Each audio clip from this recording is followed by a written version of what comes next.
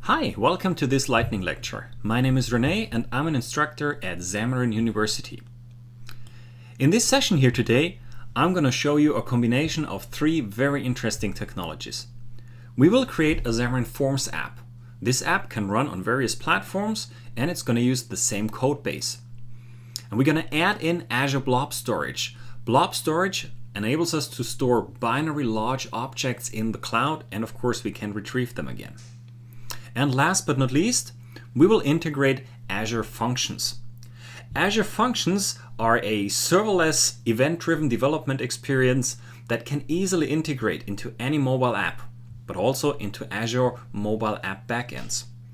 So this allows us to run nano services in Azure that scale seamlessly, and you only pay for the resources that the function actually consumes. Sounds interesting? Okay, let me show you what we'll do. We will start by setting up the Azure Blob Storage in the Azure portal. Then we will create our application that uses a cross-platform media plugin to take pictures. All the pictures will be uploaded into the cloud. You know, meanwhile, the quality of pictures taken by smartphones is really astonishing. The disadvantage is that the pictures are really large. So we want to upload the full-size images, but then our app is going to show a gallery, which should only display images approximately the size of 160 by 160 pixels. So we don't want to download all the full-size images again. Instead, we would like to scale them. We could certainly do that on the device or create some Azure backend service that does it. But instead, why not use Azure Functions and let it do the scaling? The nice thing is that we will be able to integrate a trigger for that function right into our Azure Blob Storage. So whenever a blob is uploaded, the function will be kicked off, it will rescale the image, and our application can download it. Okay, demo time, or I should better say coding time. But before we start writing the first line of code, let me quickly talk about what is this blob storage. Well, blob storage is configured in the Azure portal. Blob storage is, well, it's a cloud storage that allows you to save documents in there, or videos, music, backups of files, whatever it is that you want to store. And blob storage accounts, they automatically scale. So if you have high demand for your data, you can scale out. You have different access tiers. You have what is called a hot access tier that indicates that the object in the storage account, they will be more frequently accessed. Or you have a cool access tier. That means the object in the storage account will be less frequently accessed. So let me start by setting everything up. What we need is an Azure subscription. You can get one for free. Just head over to portal.azure.com and register. And then we need to configure our first storage account. So as usual, when we work with Azure, we just use the new button here, and we will search for, well, let's just search for, not for blob, but for storage. Here we go. And we want to create a storage account. That's what we need here. So we select this. And we get a lot of possibilities here to choose from. The one that we're interested in is the storage account by Microsoft. So let's just select this one here. And there's nothing to set up here. Instead, we simply create that. We have to now provide a name for our storage account. So you know this, if you ever created a website or something in Azure, it has to have a unique URI, and so we can look at the hint here, what this is supposed to be. It says the name must be unique across all existing storage accounts in Azure, 3 to 24 characters. So let's just call this our XAMU blob demo, and it tells us this name is available. We're good with that.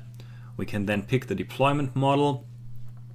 And we want to use the resource manager. We want all the latest and greatest features. And we pick the account kind here. And our account will be specifically for blobs. It would also work by selecting general purpose here. However, using blob storage makes sense because we already know the only thing that we want to store here, well, is binary data. And selecting blob storage also gives us more control over the price that we're going to pay here.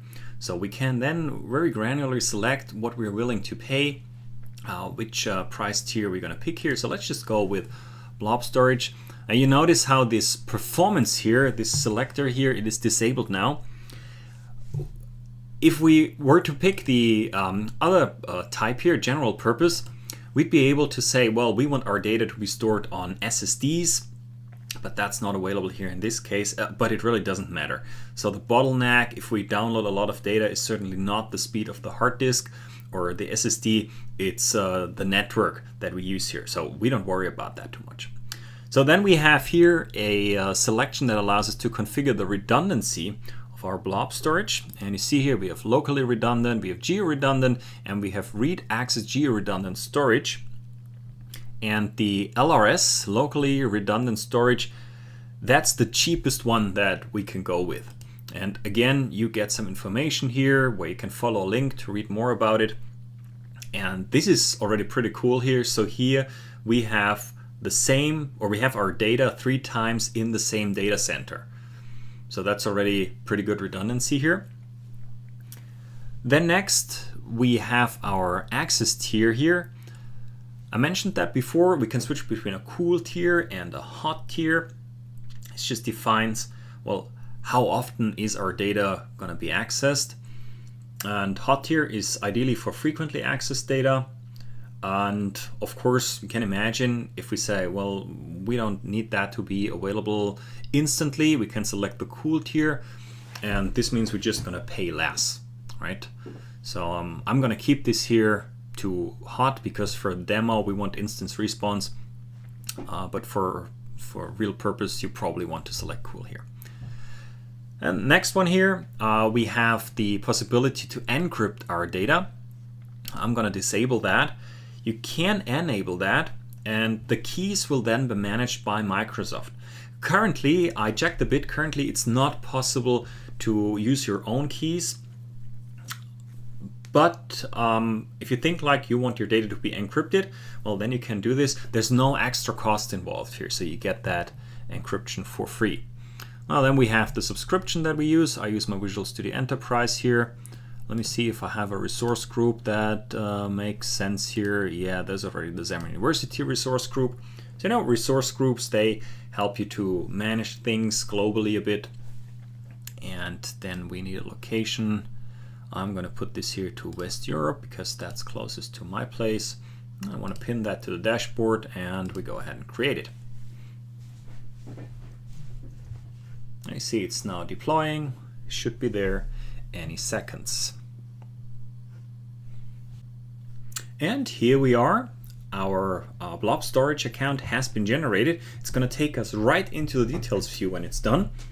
Well, what do we see here? Well, we get an overview of the settings that we made. So here's the resource group that we're using. The location is in here.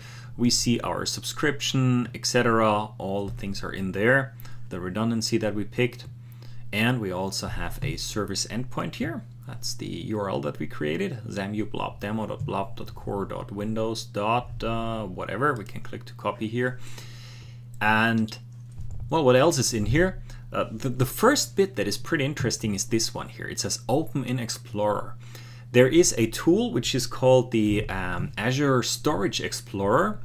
It's pretty much like Finder or Explorer for Windows. It's also available for all platforms. So here I'm on the Mac. So let me just click on Open in Explorer. It says, yeah, we're going to open that in the Azure Storage Explorer. And you see immediately that application pops up here. Oh, where is it? And it wants me to log in here. Yep, my Visual Studio, that's the one I want. Let's apply that. And it says an update is available, which is obviously not true because I just installed it. So what do we see here? Well, here we can browse our, well, all the storages that we have. It's not limited to blob storages, but it's one of the things that it supports.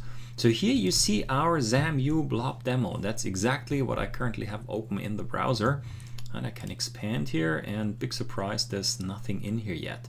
So there's no blob containers. We haven't even talked about containers.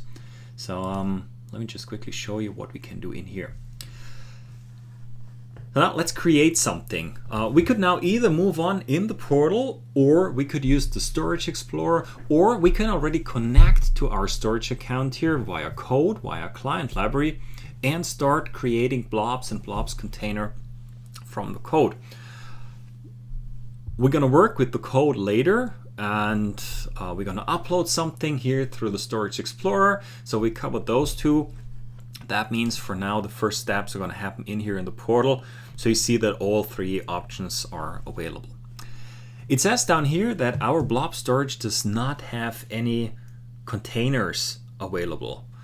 You can think of containers kind of like a hard disk on your system. So you can have multiple hard disk installations, and within those hard disks or within those containers, we can add folders and eventually files, which will be the blobs in our case. So let's start by adding our first container up here. I'll just click on plus here. And with regards to the app that we'll be building, remember, we want an application that uploads images in full resolution and downloads low-res versions for the gallery. I'm going to create a folder or container that we call full res here. And then we want to select the access type. So the access type decides, well, the granted access to that container here. And we can set that to be private, which means it's private to us who own this container. We can set it to blob. Blob means all the blobs in there can be accessed by the public if the blob address is known. And we have container, which gives access to the blobs to the public and also allows us to browse that container. So that's what we want here in this case. Talking about private access here, by the way, it is possible to add authentication here to the blob storage, but we're not discussing it here. This would just make it far too complex. We're going to keep it simple here. Everything will be accessible by the public. So let's create our first container. There we go.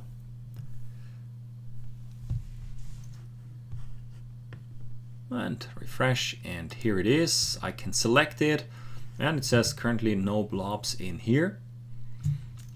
And now we can start uploading. Again, we can either do this here from the portal, or let's just use the Explorer now here in this case. We go over here, and we see our full res folder is here. I just upload something in here. I can select to upload a file, and maybe I want to pick a screenshot that I took before. Here we have it. And again, we have to make a selection here, and wants to know from us what kind of blob is this? Is it a block blob, a page, or an append block? And now it's getting tricky. Well, what is this? It's just a ping image. And the idea here is that you can have blobs for different purposes. A blob is meant for documents in general, and also if you have streaming content. Then you have page blobs, this one here, page blobs, that makes sense if you have a setup where you use infrastructure as a service. So this is literally like a virtual hard disk if you want so. And then we have the append blob here. Append blob is like a regular blob, but it's optimized for appending data. So maybe you have data that is sort of a log file. You want to constantly keep on adding data into it. That would be an append block. If you wonder now, why do I have to decide? Well, just to give you an example, an append blob will not allow you to get random access to it, which is something that you can do to a blob. So our blob type is clearly a block. So let's just upload this puppy here. It's uploading. We go back into the portal and we refresh, and here, boom, here's our image. Has been uploaded, 123K. Let's just select it. We see every blob here has got a unique URL. I can copy that into the clipboard. Just paste it in here. And we open that in a new tab, switch over there, and we really have our screenshot up here. So that works, that's great. And now it's really time to create some code. Here I am in Visual Studio on the Mac, and I want to create our Forms application. If you create that app please make sure that you use a shared library and not the portal class library template. That's important because the library that we are about to use to access our storage is not, or I should probably say no longer supported in PCLs. They are already moving along and changing everything to .NET Core. I tried that. I originally wanted to create everything based on .NET Core, but I failed miserably. So I thought, well, let's just focus on the important bits here. I'm just going to use the shared project. So let me save that here on the desktop. We don't need anything else here. We're waiting for our solution to be created. And it's adding packages. And then of course we do what we always do if we create something. Let's just start updating. We have our Android project here and it's still installing. We want to update the forms packages and then also add a new package, which is the Windows Azure.storage package. So let me see if I can fix this one here.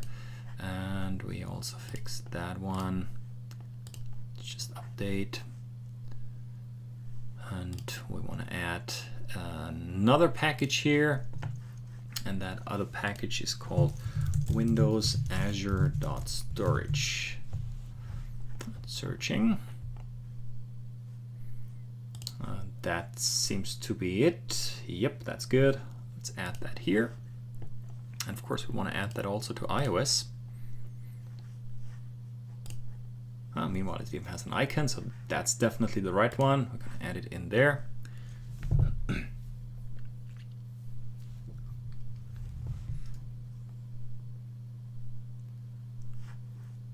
And it has a lot of dependencies and license acceptance, and yeah, I'm going to agree to everything. Whatever you tell me, I'm happy. Good.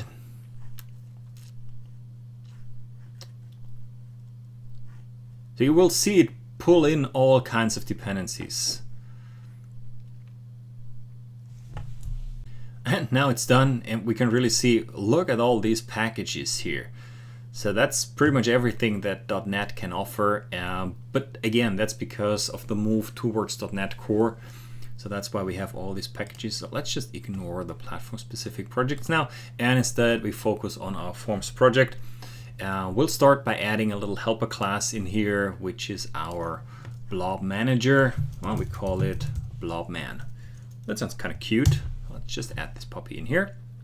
And our Blob Man will be responsible for the communication with our Blob storage account. And it's going to use this client library that we just added. One of the first things we'll need in there is the Blob client. So we find that in our in the library that we just added. It's the Cloud Blob client. We should be able to resolve that. I'm going to call it Blob client in here, and that has got a, here it is, using Microsoft Windows Azure Storage.blob. That has got a Cloud Storage Account class in here. Cloud Storage Account. I'm going to resolve that to Cloud Storage Account, where we find a parse method. Let's structure that a bit. So we're going to parse something, and eventually we create our Cloud Blob client. So we have this Fluent UI here. I wonder why it can't resolve that. Should be. If it can't, let's just add it manually up here. So we need storage and we need blob. Is it happy now? Now it's happy. And now if you look at this parse method in here, it wants a connection string. Where do we get the connection string from? Well, we gotta add it. Let's just create a connection string member. Generate a field in here. And I'll make it a const string. And where to find this? Well, that's in the Azure portal. The connection string is over here. We go back there. Here we are in our portal. And up here you see this little key icon. Let's go here. We see the access keys. By default, you get 2 access keys for your storage. So this allows you to change them regularly, and it also, if you change them, it avoids that none of your apps can access your storage account anymore. So you would swap out the first one and then start updating your applications so that everything is using the new one, and then you start changing the next one. Now if we look at this here, we can, where is this? Here it is, view connection string. So this key will be used as part of the connection string. So that's the entire connection string that we need here. I'm going to copy that. And again, I'm not discussing anything that is security related or authentication related. If you have this connection string here, you can access the storage. And we also specified public access. There is the concept of what is called shared access. Shared access signatures. So the idea with shared access signatures is that you can give temporary access to your blobs. So you generate that, and it's pretty much a token that gives you access for like the next 5 minutes. You can find this in the Storage Explorer, for instance. So if I right click here, you see here create shared access signature, and you can then specify what is the start time for the access, what is the end time, and what can you do with this access signature, what can you do with this token. So if you want to integrate that, you would have to take care that your application uses some way of authenticating. Maybe you're using OAuth or you're using authentication via Azure, whatever it is. And once you have authenticated your users, the application could request those shared access signatures and give the user access to a specific blob for a specific period of time. Like I said, this is way too complicated now, so we're going to keep it simple. We just directly connect here. So let me copy this here, and we paste it back over here. That's our connection string. So you see it's always default endpoint protocol. Blah, blah. We have our blob demo name in here and some very long account key. That's what we use. And with that in place, we have our blob client, which will allow us to access everything. And now we can move on and start reading data from our storage. Now let me speed things a bit up here. We start by creating a method that asynchronously returns a list of all URIs of the blobs that we have. Here it is, get all blob URIs async. And first thing we need here is, well, access to the blobs. So we get all blobs by using our client, but not directly. Instead, we first use the client to get the container that we want to read. We will have full res and the low res container, and we simply initialize them by using our blob client, and we use get container reference and pass in the name of the container. So we need full res and low res. This is not issuing any commands over the network, it's just setting it up. We can then call list blob segmented async on it, which takes a token. It will only return a limited number of blobs here at a time, and that's why it requires this continuation token. Well, I'm going to ignore that here, so I won't have that many blobs, so we keep it simple. And then if we have our blobs, it has got a results property. Everything in there is a blob item with different properties. So here it has a parent, it has got a storage, and it has got the URI, which we convert to a list, and we're done. Next thing that we need in here is a way to upload files, because that's what our app is going to do. So I want to add a public async task, upload file async here, that takes a local file path as its input. And we will need a unique name for our blobs in the cloud. So I'm just going to create a new GUID here and append the extension of the file. And then we generate a blob reference. Again, this is not performing a network call, it just initializes everything. Then we can start uploading it. We use the blob ref, we can upload a text file, or we can upload a binary, whatever. And call upload from file async. That's it. Right, now before we start coding our Xamarin.Forms UI, I'd like to mention two more things here that I have already added into the project. I'm going to skip those steps here.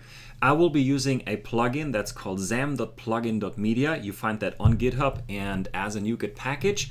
This allows us to access the camera cross-platform wise. And the second thing I added is a wrap layout, which you can also find on the Xamarin.Forms forums.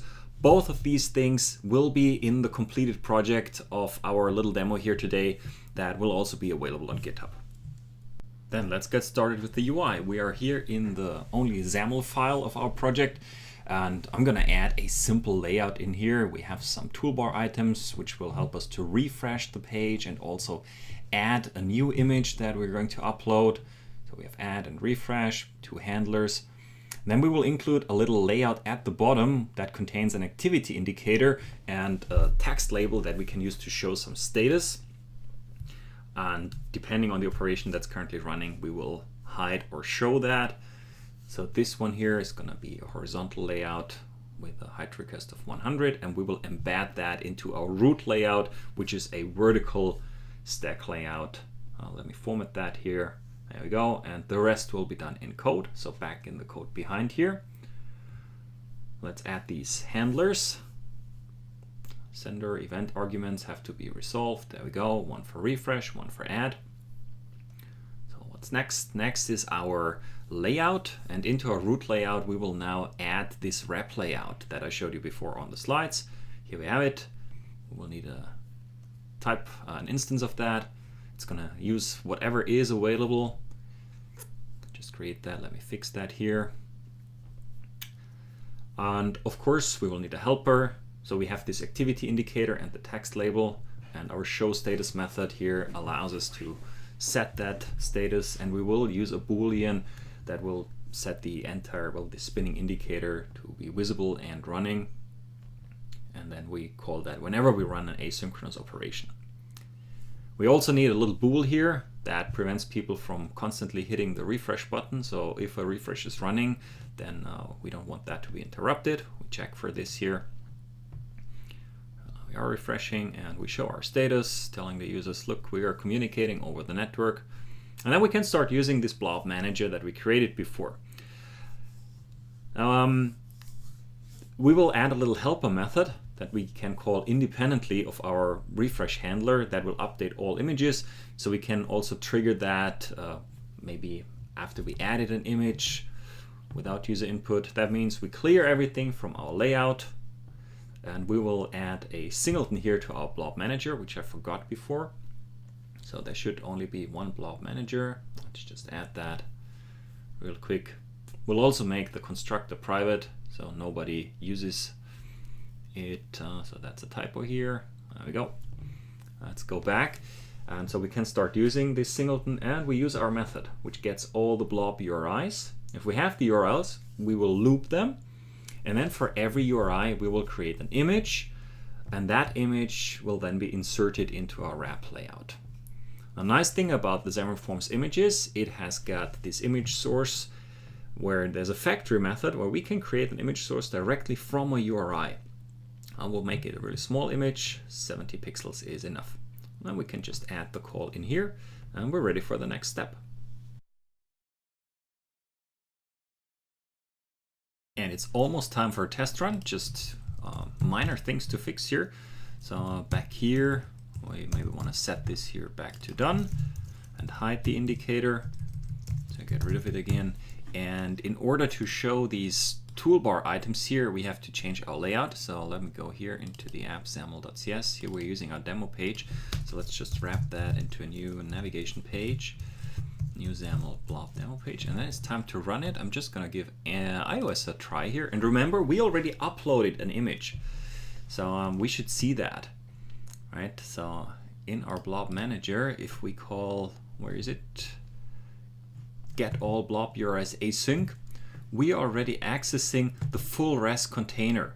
So that's where we uploaded that one screenshot. So let's see if it's there. I'm gonna hit refresh. Here's our UI. It starts refreshing, it talks to our storage, and indeed here we have that image that was downloaded. And that's now the full res image, which is scaled down by Xamarin.Forms to the requested width here. And we want to change that, of course, to use the low res images, but we haven't implemented that yet. Next thing we need is this part here where we add something. Then we'll talk about the Azure Functions and scale everything. But you see, up to here, it's a no-brainer. That's trivial. We can communicate with our storage, everything works. The client library, the Azure storage library that we added, it's handling the communication for us. Behind the scenes, what you see here is just JSON calls. It's just communication over HTTP, but these containers here and the client library, they handle everything for us. Now we're ready for uploading and we just implement our handle add clicked here. Let's change that to be async. We need to initialize this cross-media plugin and resolve it. And we can check whether we have a camera at all and if it's capable of taking pictures or maybe only videos for some weird reason.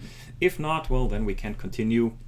We need a camera for this app, so let's just inform our users. These are really just sanity checks. And then we just use this async API, so we can either take a picture or record a video. It requires us to specify some options where we tell it where we want to store the resulting file, into which folder. You can read more about these properties on the GitHub page of this library. And what it returns is a media file, and that will tell us the path where it stored it. So we see if we have anything, and if we have it, well, then we just upload it. So let's use our show status here, and then run the asynchronous upload using our blob manager singleton. Here we go, we just give it the path and it will upload it. And then we can run this. And this time I will not run it on iOS, but instead run the Android version, simply because the iOS simulator does not support the camera. I would have to run it on the device, but here in the emulator, in the Google emulator, I can configure it to use either the webcam of my device or just fake the input, and that's what we're gonna use here. And by the way, I spotted an issue here. So here in our handle refresh clicked, we still have to add the is refreshing equals false. So I forgot that before, otherwise we won't be able to refresh again. Let's run this here on our Android emulator. Here it is. Start. It's gonna load a lot of assemblies here. To begin with, let's just refresh to see that this is working too, what we showed before on iOS. And it's refreshing. We have our one screenshot in here as expected. And now let's click on add. And I configured this emulator, like I just said, to, well, show this simulated camera environment. I'm going to take a picture here, and yes, we're happy with that. Accept it, and it's uploading it. It says done uploading. Let's see if it really uploaded it. I click on refresh, and yeah, here it really is. And of course I can switch over here to the iOS version and run that here again. So it's this one, and I'll just refresh over here. And we really have our second screenshot. So this is working cross-platform as expected. We could end this lightning lecture now here, but we still have an additional feature. Here you see we're not using this low-res container yet. So we're uploading the full-size images and we're downloading them again. So I want to change that. So here where it says full-res container that list blobs async, we want to use the low-res container. But the container does not exist and there's nothing in it. So if I switch back here to my browser, you see we have this full res container, and I want to add another one in here. I'm going to create a blob container, which is our low res container, and take a bit. We want to make that public, just like before. Here we have public read access for container and blobs. That's what we need. And then it means we go back into the portal. Here we have our XAMU blob demo already, and we're gonna add another project in here, and this time it will be a function app. So here we have it, function app. So again, what is a function? Azure Functions are serverless, event-driven development experiences that you can easily integrate, and you only pay for what you use. So a function is something that can be triggered by either the upload of a blob, that's what we need today, or you can trigger it manually, or you can trigger it every hour, whatever, and then run some code. That code can be C#, it can be PHP, it can be JavaScript, whatever. So let's try that. Here we just create that. Let's create a function app. And that's got our XAM blob demo functions, maybe. There we go. Subscription is the same. We're going to use I use that one here. Hosting plan, consumption plan, app service plan. So the thing is, it's again all about the money, right? So you can either pay per execution and dynamically do everything, or you can say, I want a predefined capacity here. I'm just going to use that one here. And just like before, let's put that to West Europe. And now this is interesting here. The function is connected to a storage account. And you see here it generates one function 7DAB, or I just select that. And we want to connect that to our account that we already have. So we have the XAMU blob demo. So we want the function to access this account. This means our function will be able to write blobs and read blobs to that account and read it from there. And when I was done recording this lightning lecture, I realized something, and I'm not sure if it is a bug in the Azure portal or if it's working as expected. I'm not sure. I just wanted to make that clear. Here in this recording, I say that we select the previously generated blob/storage account. If you remember, when we set up our storage account, we had this drop down where we could pick between a general storage account and a pure blob based one. We generated it using a blob account. Now, like I said, later I realized that if you try to connect to a pure blob based account, setting up the Azure Functions will fail. It's gonna complete with some obscure error message that actually has nothing to do with what's going on. The problem is that it seems to need a general storage account. So if you try to follow along with this recording and you realize that it's not working, try to go back where we are creating the storage account, and in that drop down where you can pick between blob and general account, make sure that you select general account and then just continue. The rest is pretty much the same, and then it should work. And now let's continue. And after a short while, our function app has been generated. Let's just click on it. It loads, and this is the first thing that you will see. You got a nice intro here that allows you to quickly get started. It tells us that here we could create a function that is timer triggered, which means it will run every, 5 seconds or something. We could create something that does data processing. We could do something that is kicked off by a webhook or something. We can create our functions using C# or JavaScript, or we just can generate something completely custom.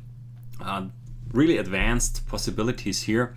And what I just want to do here now is to create a new function. So we just click here. And you see, we get a variety of options here. So I don't even know what all those are about. So you could create something that is triggered, by a blob. That looks like something we want, but it's JavaScript. So let me just filter up here. I want a C# template. And if you look the scenario drop down here to the right, you find different use cases for your functions. And I discovered here under samples, there's something that is pretty much exactly what we need. So I'm just going to show you that. If I go through it here, you see here is a function that's called image resizer C#. It says it's a function that creates resized images whenever a blob is added to a specified container. I don't know, what do you think now? You think, René, you're smart, right? You built that example app just because you discovered that function. No, it's actually the other way around. So I started implementing my own image resizer function, and then in the end I realized, hey, there's a template that we can use. So somebody had a similar idea. I'm just going to use that one. And the moment I select it, I have to provide additional information here for my function. And I can give it a name. And this is our, XAMU upload, or XAMU image resizer, maybe something like that. Now we have to configure where this function will find the blob, the image that it has to resize, and where it should store the output. So let's see. We have here the input. We can hover here to get more information. It should show us something. Well, it used to. Well, it doesn't now. So anyway, we know the path, right? So we know that our input is under full res. That's the container that we created over in our storage application. Full res, and then name is the actual name of the uploaded blob. And then we have to specify an output folder, and we generated this low res folder. That's where we're gonna store it.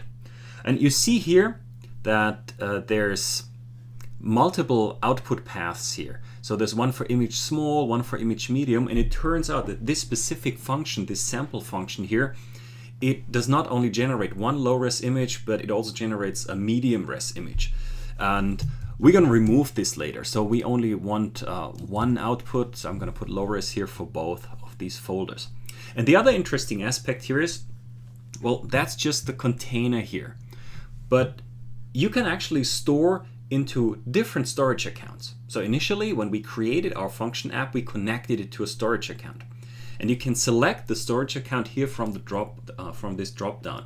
And you see this Azure Web Jobs Storage and Azure Web Jobs Dashboard.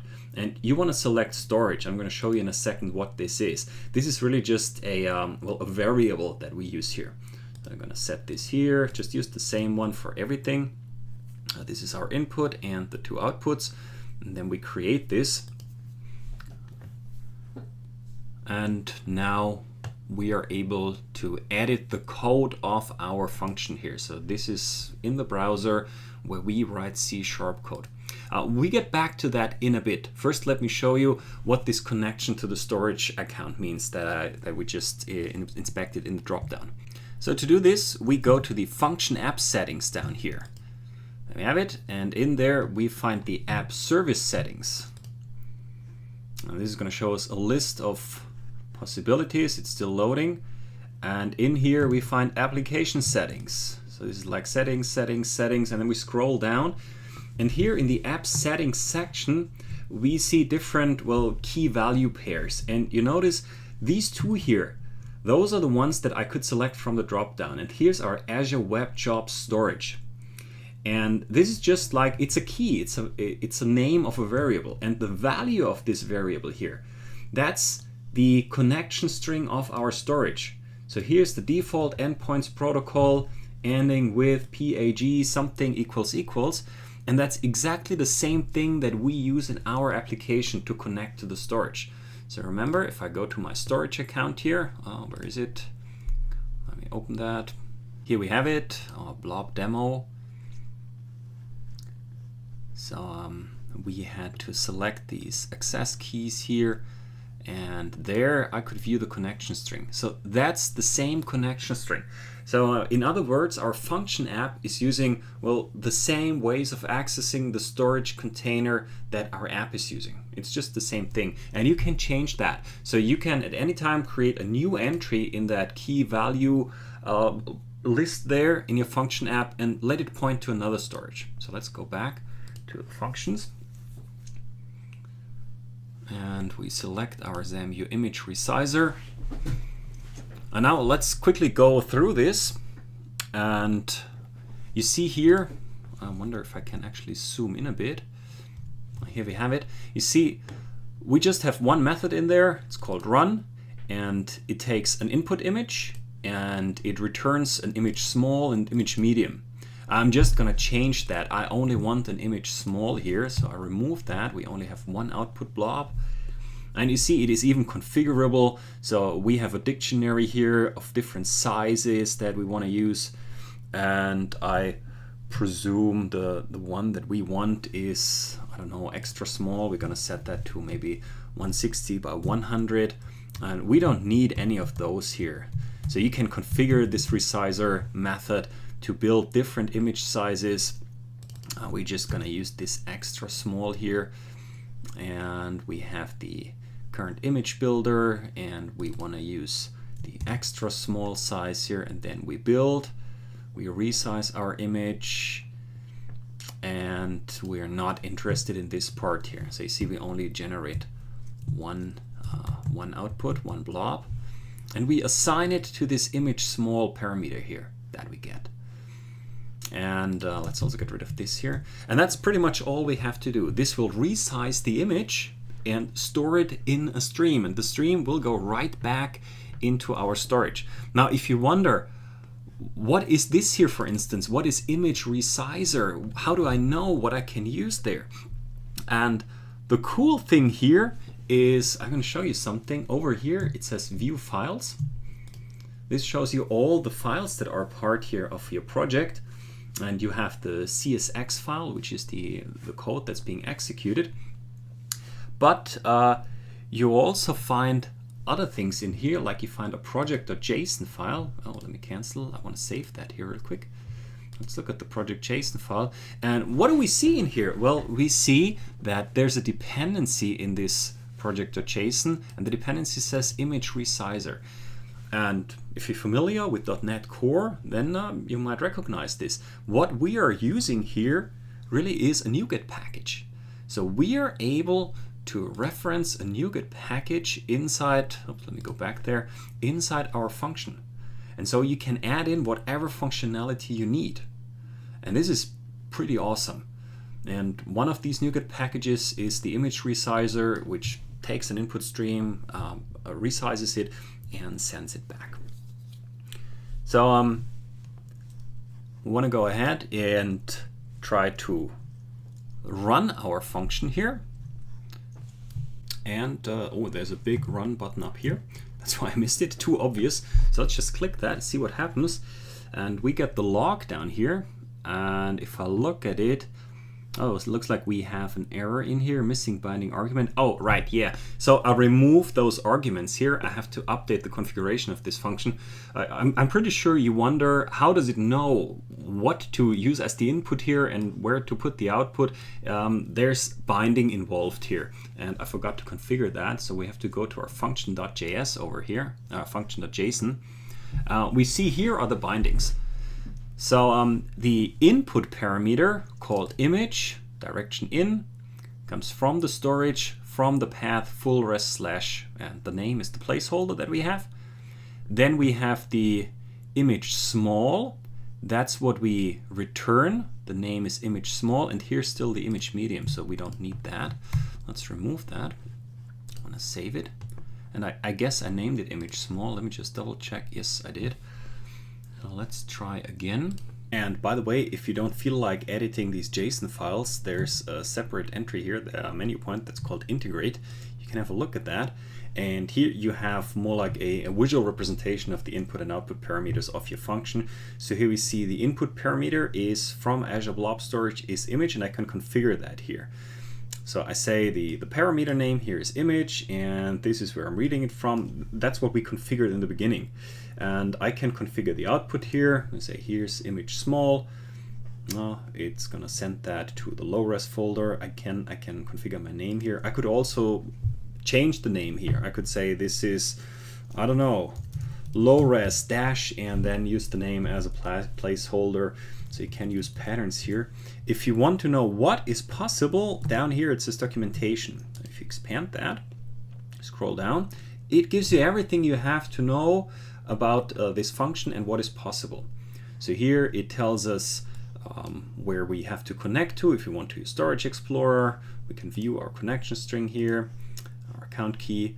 And then it gives us information, well, what type of bindings we can use. It says us there's a name variable that we can use. That's the name of the blob that will arrive here. We have a path that we can use. We can set the direction, whether it's incoming or outgoing. And it also tells us what we can bind to, streams, text writers, blob streams, whatever. And there's even an example down here. You see that's pretty well documented. Now going back to our function, let's try and run it again. Clear, run, and one or more errors occur. So that's really strange. I think I saw that before, and I'm not necessarily sure that this is really an error. So this could be a bug. Let's try something. I presume everything is good here. So let's just go to my Storage Explorer here and we try something. So I see that both containers are empty, and let's just upload something here to our full res container, because the assumption is that our function will be triggered as soon as we upload a blob. So let's just give that a try. We upload some JPEG here or some PNG. So I got a little isometric game level here. It happens to be on my desktop. Let's just upload that to full res. So here it is. And if I open that, you see that's a pretty large image. I'll close it again and I have a look at my low-res container, and magic, you see there's suddenly a file in here, 4.1K. If I double click that, you see we really have now a small version of our image here. So apparently the function works. So the error that we see here, if you run it directly, I think that's a bug. So let's just safely ignore that for now. We can verify if we click on monitor back here in the portal that, yeah, here you see it processed our castle. Is it that one? No, it's not updated. So that's another one. This one failed. So here, that's the one. So it's a bit behind. This is the one that I tried directly from within here, the portal. And let me see if I can update. Oh, here we go. So that's the one. And it says here, here's our castle tiled.jpg, and it worked just as expected. So it seems to be an issue here within our within the portal. So that's awesome. So this seems to work. Now we can go back to our app and try it out. The app is already running. Again, I'm running this on Android because there I can emulate the camera. And you see already refreshed, and here's our little preview. So it's now loading from the low-res container, right? We're no longer downloading the full-res images, but the low-res ones. So let's try and add something in here. I'm just gonna take this image here. Yeah, that's fine. It's uploading, and we wanna refresh. Done refreshing. Well, how long can it take? There it is. So it takes a bit for the function to process this. Here is it. And we can verify in the Explorer. So I just refresh here. So we really have our low-res version. Let's just open that. And here it is. So uploaded from within our Forms app, processed or stored in a Blob storage account on Azure, automatically triggered a function that resized the image, saved it back into our low-res storage container here, and our app is picking it up. And that's it. We covered a lot of ground, and if you would like to get in touch with me, you see my email address here on this slide. I'd be happy to hear your feedback.